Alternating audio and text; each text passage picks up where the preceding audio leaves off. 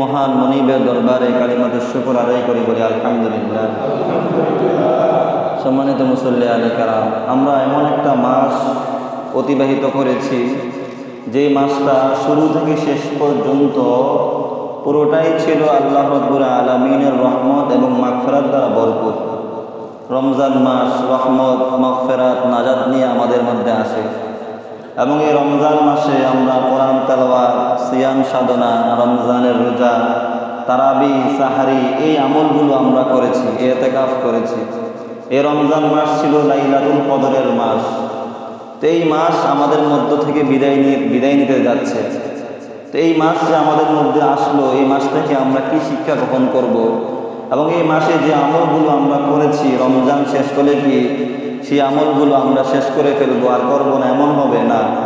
বরং রমজানের পরেও আমাদের কিছু করণীয় আমল আছে এবং রমজান মাস আমাদেরকে কিছু শিক্ষণীয় বিষয় দিয়ে যায়। রমজান থেকে আমরা কিছু গ্রহণ করব। রমজান আমাদের জন্য একটা মেসেজ। রমজানের মধ্য থেকে আমরা কি কি শিক্ষা গ্রহণ করব এবং রমজানের পরবর্তী দিনগুলো আমরা কিভাবে কাটাবো, এই বিষয় নিয়ে ইনশাআল্লাহ আজকের জুমায় আমরা আলোচনা করব। আমা তাওফীকি ইল্লা বিল্লাহ, আলাইহি তাওয়াক্কালতু ওয়া ইলাইহি উনীব। সম্মানিত মুসল্লিয়ানে কেরাম, আল্লাহ রাব্বুল আলামিন গোটা মানব জাতি এবং জিন জাতিকে একটা উদ্দেশ্যে সৃষ্টি করেছেন। সেই উদ্দেশ্য কি? ইবাদত বন্দেগী করা। আল্লাহ পাকের ইবাদত করার জন্য আল্লাহ তাআলা মানুষ এবং জিন জাতিকে সৃষ্টি করেছেন। কোরআনে কারীমে আল্লাহ তাআলা ইরশাদ ফরমান, ওয়া মা খালাকতুল জিন্না ওয়াল ইনসা ইল্লা লিয়াবুদুন। আল্লাহ পাক বলেন, আমি মানব জাতি এবং জিন জাতিকে একটি উদ্দেশ্যে সৃষ্টি করেছি, সেটি হচ্ছে মানব জাতি এবং জিন জাতি আমার ইবাদত করবে, অন্য কারো ইবাদত করবে না। তাহলে মানুষকে সৃষ্টি করা একটা উদ্দেশ্য, মহান উদ্দেশ্য আল্লাহ রাব্বুল আলামিন কোরআনে কারীমে বলে দিয়েছেন, সেটা হচ্ছে আল্লাহ তাআলার ইবাদত বন্দেগী করা। এটাকে এই উদ্দেশ্যে আল্লাহ তাআলা মানুষকে সৃষ্টি করেছেন। ইবাদত আপনি মসজিদে থাকেন, যেখানেই থাকেন, যদি আল্লাহ তাআলার হুকুম, রাসূলুল্লাহ সাল্লাল্লাহু আলাইহি সাল্লামের সুন্নাহ মোতাবেক আপনার জীবনকে আপনি পরিচালিত করেন, তাহলে সেটাই ইবাদত বন্দেগী হয়ে যাবে, সেটাই আপনার আমলনামায় সওয়াব লেখা হয়ে যাবে। তো এই ইবাদত বন্দেগী আমরা কতদিন করব? আল্লাহ পাকের গোলামি, আল্লাহ পাকের আদেশগুলো আমরা কতদিন মানব? সেটাও আল্লাহ রাব্বুল আলামিন কোরআনে কারীমের আয়াতে আল্লাহ তাআলা বলেন, ওয়া'বুদু রাব্বাকা হাত্তা ইয়াতিয়াকাল ইয়াকিন। আপনি আপনার প্রতিপালকের ইবাদত বন্দেগী করতে থাকেন, আপনার প্রতিপালকের আদেশগুলো আপনি মানতে থাকেন। কতদিন মানবেন?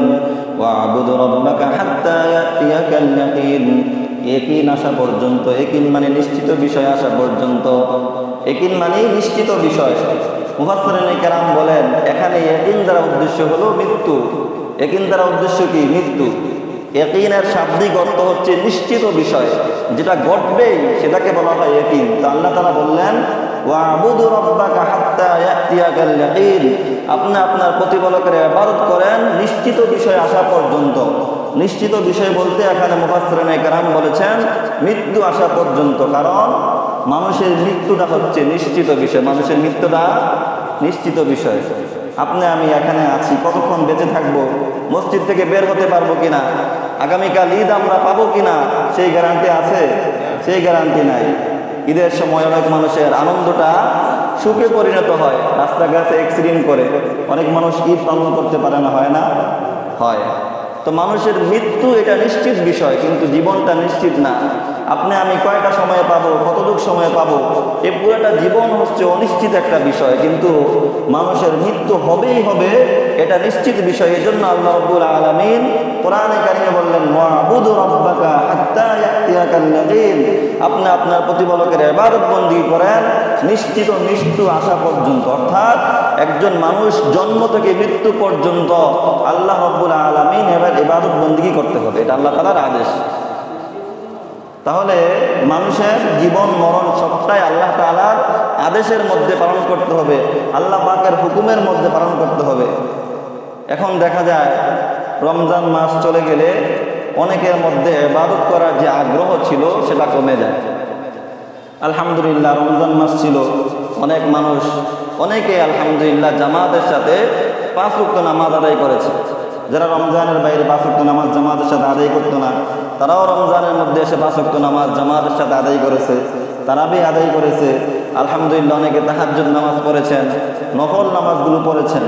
কিন্তু যখন রমজান শেষ হয়ে যায়, কিছু মানুষ এমন থাকে যারা 5 ওয়াক্ত নামাজ জামাতের সাথে রমজানে পড়েছিল, ঈদ হয়ে যায়, এরপর আর তাদেরকে খুঁজে পাওয়া যায় না, আছে না?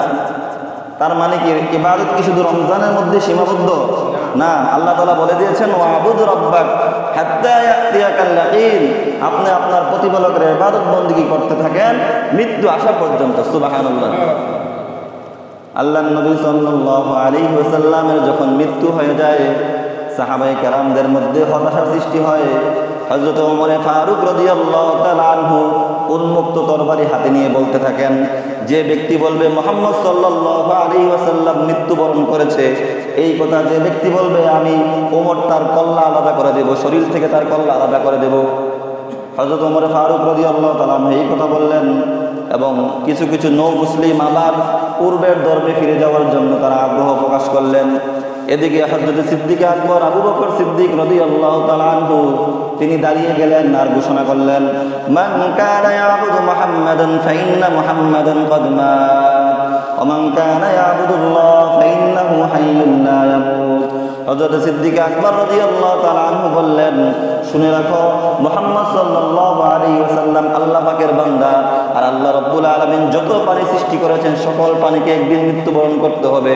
সুতরাং মুহাম্মদ সাল্লাল্লাহু আলাইহি ওয়াসাল্লাম যেহেতু আল্লাহ পাকের বান্দা, তিনিও মৃত্যুবরণ করবেন, এটাই স্বাভাবিক। সুতরাং যারা মুহাম্মদের ইবাদত করত, তারা আজকের পর থেকে আর ইবাদত করার দরকার নাই। কিন্তু যারা মুহাম্মদের রবের ইবাদত করত, এক আল্লাহর ইবাদত করত, মুহাম্মদ সাল্লাল্লাহু আলাইহি ওয়াসাল্লাম মৃত্যুবরণ করার পরেও তার রব মহান আল্লাহ রাব্বুল আলামিন আছেন, সব সময় তিনি থাকবেন। বলেন সুবহানাল্লাহ। সিদ্দিক আকবর রাদিয়াল্লাহু তাআলা আনহু তেজদীপ্ত ভাষায় বললেন, দেখো, রাসূলুল্লাহ সাল্লাল্লাহু আলাইহি ওয়াসাল্লাম একজন মানুষ, আর সকল প্রাণীকে একদিন মৃত্যুবরণ করতে হবে। রাসূল সাল্লাল্লাহু আলাইহি ওয়াসাল্লামকেও মৃত্যুবরণ করতে হবে। রাসূল সাল্লাল্লাহু আলাইহি ওয়াসাল্লামের মৃত্যু দেখে তোমরা হতাশ হয়ে যাবে, কিছু মানুষ আবার তার আগের ধর্মে ফিরে যাবে, এটা যেন না হয়। কারণ আমরা ইবাদত করি কার? আল্লাহ রাব্বুল আলামিন। আল্লাহ রাব্বুল আলামিন তখনও ছিলেন, এখনো আছেন, চিরস্থায়ী, তার কোনো শেষ নাই, সবসময় আল্লাহ রাব্বুল আলামিন আছেন। এই জন্য সবসময় আমাদের ইবাদত বন্দেগীর মধ্যে থাকতে হবে। রমজান চলে গেলে আমরা নামাজ ছেড়ে দিব, রমজান চলে গেলে আমরা রোজা ছেড়ে দিব, রমজান চলে গেলে আমরা কোরআন তেলাওয়াত ছেড়ে দিব, এমনটা যেন আমাদের না হয়। সম্মানিত হাজিরিন, তো এই মাহে রমজান প্রতি বছর আমাদের মধ্যে আসে এবং কিছু মেসেজ আমাদেরকে দিয়ে দেয়, কিছু শিক্ষা আমাদেরকে দেয়। যে শিক্ষাগুলো যদি আমরা গ্রহণ করতে পারি, তাহলে রমজান মাসে যেভাবে আল্লাহ রাব্বুল আলামিন আমাদের জন্য মাগফিরাত, নাজাত আর বরকত রেখেছেন, পুরা বছর আল্লাহ রাব্বুল আলামিন আমাদের জীবনকে মাগফিরাত, বরকত আর নাজাত দিয়ে ভরপুর করে দিবেন। বলেন না সুবহানাল্লাহ। সে মাহে রমজানের শিক্ষাগুলো কি? কয়েকটা শিক্ষা নিয়ে আমরা আলোচনা করব। রমজান আমাদেরকে কি শিক্ষা দিয়ে গেল? রমজান বিদায় নিতে যাচ্ছে, রমজানের শিক্ষাগুলো যদি আমরা গ্রহণ না করি, তাহলে আমাদের জীবনে সফলতা আসবে না। মাহে রমজানের প্রথম শিক্ষা হলো ইখলাস। কি ইখলাস? ইখলাস মানে কি? ইখলাস মানে হলো কোনো কাজ একমাত্র আল্লাহর জন্য করা। কি করা?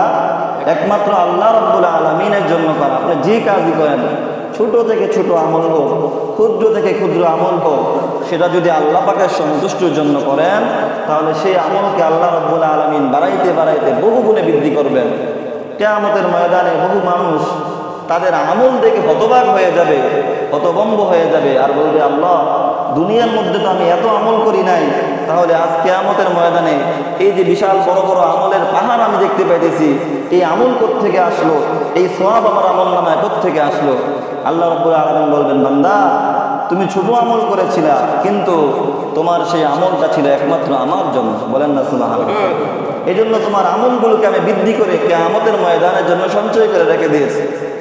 অপরদিকে যাদের মধ্যে ইখলাস থাকে না, একমাত্র আল্লাহ পাককে সন্তুষ্ট করার জন্য যারা ইবাদত বন্দেগী করে না, তারা বহু আমল করতে পারে, বহু নেক আমল করতে পারে, তাদের আমলের বিন্দু পরিমাণ দাম আল্লাহ তাআলার কাছে থাকবে না। লাখ লাখ টাকা সে মসজিদে দান করতে পারে, যদি আল্লাহ পাকের ইখলাস তার মধ্যে না থাকে, তাহলে সবগুলো বৃথা যাবে।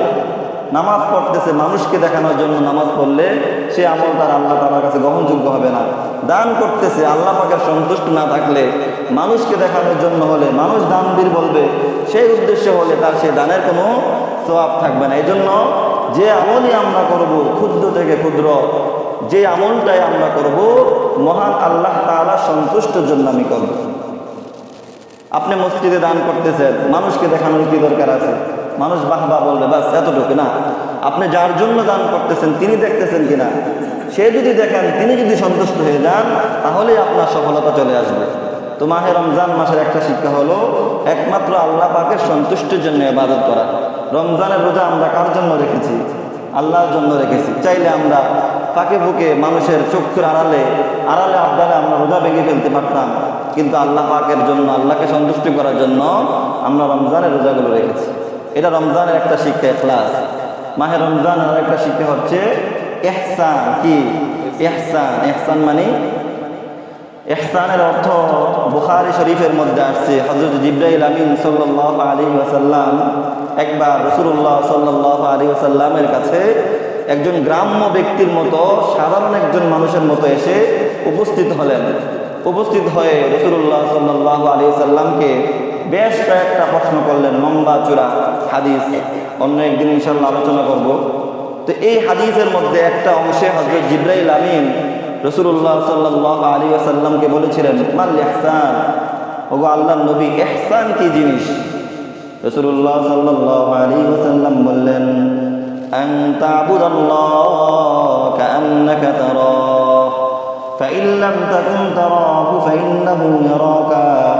ইহসান হলো তুমি এমনভাবে আল্লাহ পাকের ইবাদত বন্দেগী করবা যেন তোমার মধ্যে এই অনুভূতি সৃষ্টি হয় যে তুমি আল্লাহ পাককে দেখতেছো। বলেন সুবহানাল্লাহ। যে আমলে তুমি করো, নামাজ পড়ো, রোজা রাখো, কোরআন তেলাওয়াত করো, এমনভাবে আমল করবা যে আমার নামাজটা আমার আল্লাহ পাক দেখতেছে, আমি আল্লাহকে দেখতেছি, আমি আল্লাহর সামনে দাঁড়িয়ে আছি। সর্বদাই নিজের মধ্যে এই চিন্তা রাখা যে আল্লাহ তাআলাকে আমি দেখতেছি, আল্লাহ পাকের সামনে আমি কিভাবে নাফরমানিতে, আল্লাহ পাকের নাফরমানিতে লিপ্ত হব।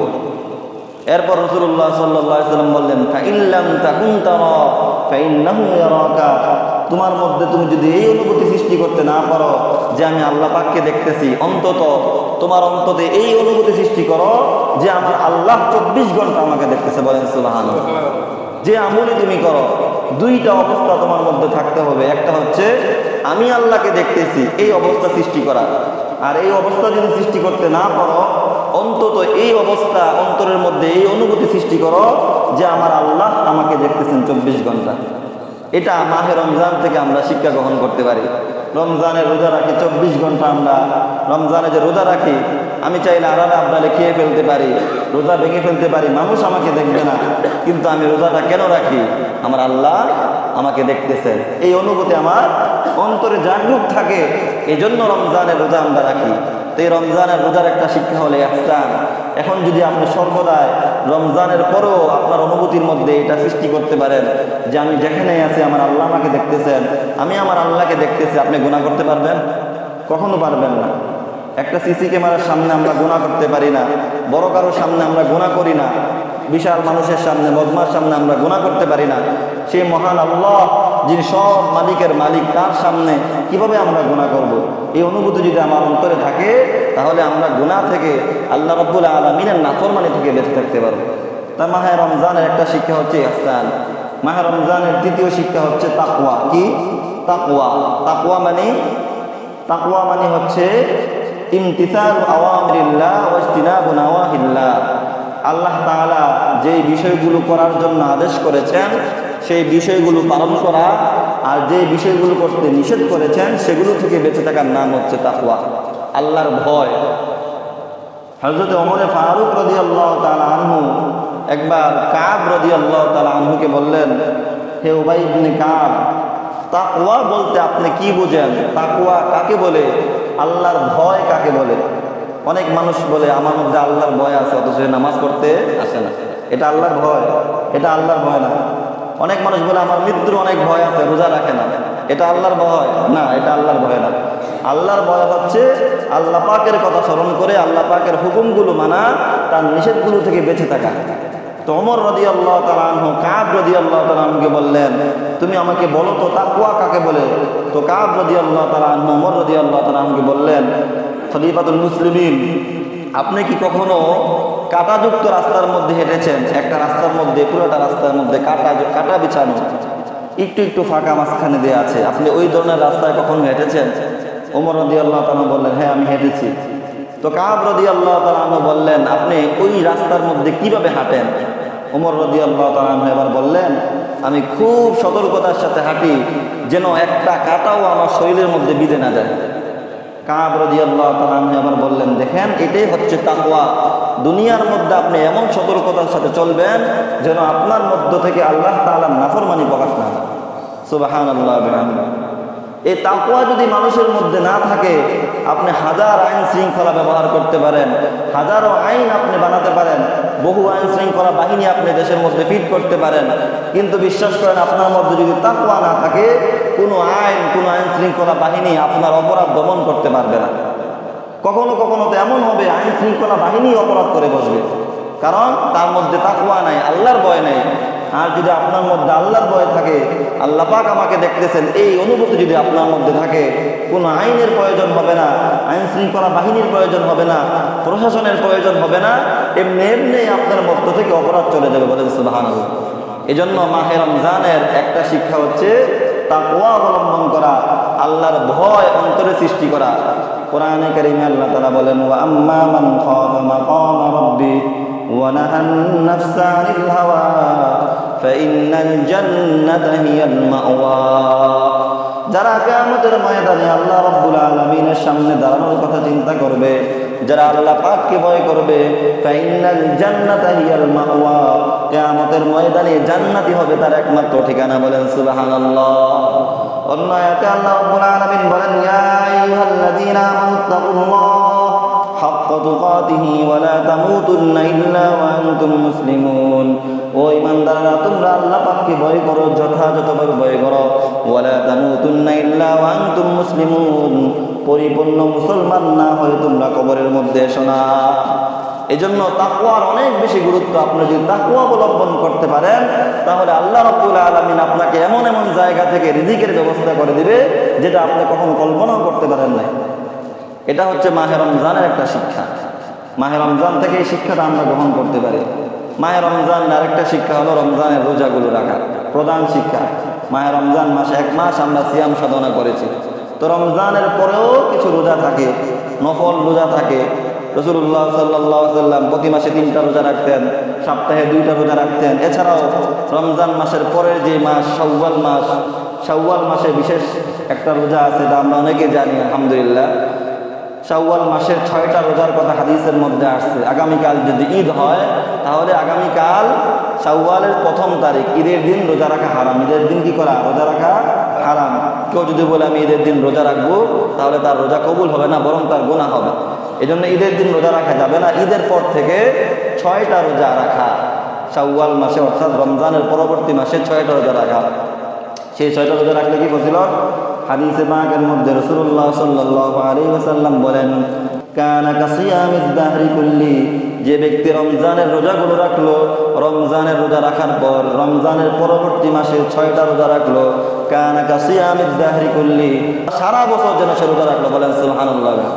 অর্থাৎ রমজানের 30টা রোজা রাখার পর এরপর যদি সে 6টা রোজা রাখে, রাসূল সাল্লাল্লাহু আলাইহি ওয়াসাল্লাম বললেন, কানা কাসিয়ামিদ দাহরি কুল্লি, সে যেন গোটা বছর রোজা রাখলো। গোটা বছর রোজা রাখলে তার আমলনামায় যে সওয়াব হতো, আল্লাহ রাব্বুল আলামিন তার আমলনামায় সেই সওয়াব দিয়ে দিবে। বলেন না সুবহানাল্লাহ। কানা কাসিয়ামিদ দাহরি কুল্লি। এজন্য রমজানের পরবর্তী মাস শাওয়াল মাসে এই 6টা রোজা রাখার আমরা চেষ্টা করব তো ইনশাআল্লাহ। এই রোজাগুলো আমরা চাইলে একসাথেও রাখতে পারি। কালকে ঈদের দিন, কালকে রাখা যাবে না, কালকের পর থেকে পুরা 1 মাসের মধ্যে আপনি চাইলে একসাথে 6টা রোজা রাখতে পারেন, অথবা চাইলে বিরতি দিয়েও রাখতে পারেন। এক সপ্তাহে 1টা রাখলেন, পরের সপ্তাহে 2টা রাখলেন একসাথে, এরপর সপ্তাহে 3টা রাখলেন। সুবিধা মতো আপনি যে কোনো সময় 1 মাসের মধ্যে এই শাওয়ালের 6টা রোজা রেখে দিবেন। আর এই শাওয়ালের 6টা রোজা রাখা রমজানের রোজা কবুল হওয়ার একটা আলামত। বলেন সুবহানাল্লাহ। কারণ হাদিসে পাকের মধ্যে আছে, একটা নেক আমল করার পর আরেকটা নেক আমল করার সুযোগ পাওয়া, এটা প্রমাণ করে যে পূর্ববর্তী নেক আমলটা আল্লাহ তাআলা কবুল করেছে। সুবহানাল্লাহ বিহামদিহি। এজন্য রমজানের পরে নফল রোজাগুলো আমরা রাখার চেষ্টা করব। তো রমজানের একটা শিক্ষা হলো রোজা রাখা। মাহে রমজানের আরেকটা শিক্ষা হলো নামাজ আদায় করা, নফল নামাজ, সুন্নত নামাজ নামাজগুলো পরিপূর্ণ যত্ন সহকারে আদায় করা। রমজান মাসে আমরা তারাবির নামাজ আদায় করেছি, আল্লাহ পাক আমাদেরকে পড়ার তৌফিক দিয়েছেন। তো রমজানের পরেও অনেক নফল ইবাদত, নফল নামাজ থাকে, নামাজের আগের পরের সুন্নতগুলো থাকে, চাশতের নামাজ থাকে, ইশরাকের নামাজ থাকে। তো রমজানে যেহেতু আমরা নফলের ইবাদত করতাম, এই ধারাবাহিকতার জন্য রমজানের পরেও আমাদের মধ্যে থাকে, এই চেষ্টা করতে হবে। এছাড়াও নফল নামাজের গুরুত্ব হাদিসে পাকের মধ্যে বহু গুরুত্ব এসেছে। রাসূলুল্লাহ সাল্লাল্লাহু আলাইহি ওয়াসাল্লাম বলেছেন, যে ব্যক্তি ফজরের নামাজ জামাতের সাথে আদায় করে, এরপর আপন জায়গায় বসে জিকির আজকার করে এবং সূর্য যখন উঠে যায় তখন সে 2 রাকাত নফল নামাজ আদায় করে, ইশরাকের নামাজ আদায় করে, আল্লাহর নবী সাল্লাল্লাহু আলাইহি ওয়াসাল্লাম বলেন, আল্লাহ রাব্বুল আলামিন তার আমলনামায় পরিপূর্ণ একটা হজ এবং পরিপূর্ণ একটা উমরার সওয়াব আল্লাহ তাআলা দান করে দেবেন। এটা নফল নামাজের গুরুত্ব। এরপর অন্য এক হাদিসে আল্লাহর নবী সাল্লাল্লাহু আলাইহি ওয়াসাল্লাম বলেন, ইউসবিহু আলা কুল্লি সুলামা মিন আহাদিকুম সাদাকাতুন ফাকুল্লু তাসবিহাতিন সাদাকাতুন ওয়া কুল্লু তাহমিদাতিন সাদাকাতুন ওয়াল আমরু বিল মা'রুফি সাদাকাতুন ওয়ান নাহয়ু আনিল মুনকারি সাদাকাতুন। আল্লাহর নবী সাল্লাল্লাহু আলাইহি ওয়াসাল্লাম বলেন, আল্লাহ রাব্বুল আলামিন মানুষের শরীরের মধ্যে অসংখ্য জোড়া রেখে দিয়েছেন, গ্রন্থি রেখে দিয়েছেন। প্রত্যেকটা গ্রন্থির বিনিময়ে মানুষের সদকা করা আবশ্যক। কতগুলো জোড়া, কতগুলো গ্রন্থি আল্লাহ তাআলা আমাদের শরীরে দিয়ে রেখেছেন। রাসূল বলেন, এই গ্রন্থিগুলোর বিনিময়ে, প্রত্যেকটা গ্রন্থিগুলোর বিনিময়ে একবার শুকরিয়া আদায় করা, সদকা আদায় করা বান্দার জন্য আবশ্যক হয়ে যায়। এরপর রাসূলুল্লাহ সাল্লাল্লাহু আলাইহি ওয়াসাল্লাম বলেন, ফাকুল্লু তাসবিহাতিন সাদাকা, একবার সুবহানাল্লাহ বলা একটা সদকার সমান সওয়াব। ওয়া কুল্লু তাহমিদাতিন সাদাকা, একবার আলহামদুলিল্লাহ বলা একটা সদকা করার সওয়াব। ওয়া কুল্লু তাকবীরাতিন সাদাকা, একবার আল্লাহু আকবার বলা একটা সদকা করার সওয়াব। এরপর আল্লাহর নবী সাল্লাল্লাহু আলাইহি ওয়াসাল্লাম বলেন, ওয়া ইউরিযু মিন কুল্লি যালিকা রাকআতাইনি ইয়ারকাউমা মিনাদ দুহা, এই সবগুলোর পক্ষ থেকে কোনো ব্যক্তি যদি চাষতের 2 রাকাত নামাজ আদায় করে তার জন্য যথেষ্ট হয়ে যাবে। অর্থাৎ কোনো ব্যক্তি যদি দিনে চাষতের 2 রাকাত নামাজ আদায় করে, তাহলে আল্লাহ রাব্বুল আলামিন তার শরীরে যে গ্রন্থিগুলো দিয়েছে সেজন্য এই সবগুলো গ্রন্থি, সবগুলো জোড়ার জন্য আল্লাহ তাআলার কাছে শুকর করলো, আল্লাহ পাকের জন্য সদকা করে দিল, আল্লাহ তাআলা আমলনামায় সেই সওয়াব দিয়ে দিবেন। সুবহানাল্লাহ বিহামদি। এই জন্য নফল নামাজের গুরুত্ব দেওয়া, এটা মাহে রমজানের একটা শিক্ষা। এরপর মাহে রমজানের আরেকটা শিক্ষা হলো কোরআন তেলাওয়াত করা।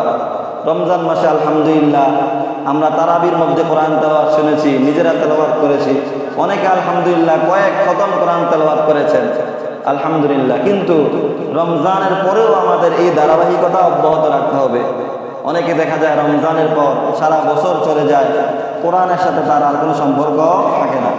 কোরআনের উপর ধুলাবালু জমতে জমতে জমতে জমতে আধা ইঞ্চি পরিমাণ ধুলাবালু জমে যায়, তার কোরআন খুলে দেখার সুযোগ হয় না, কোরআনটাকে একটু পরিষ্কার করার সুযোগ হয় না।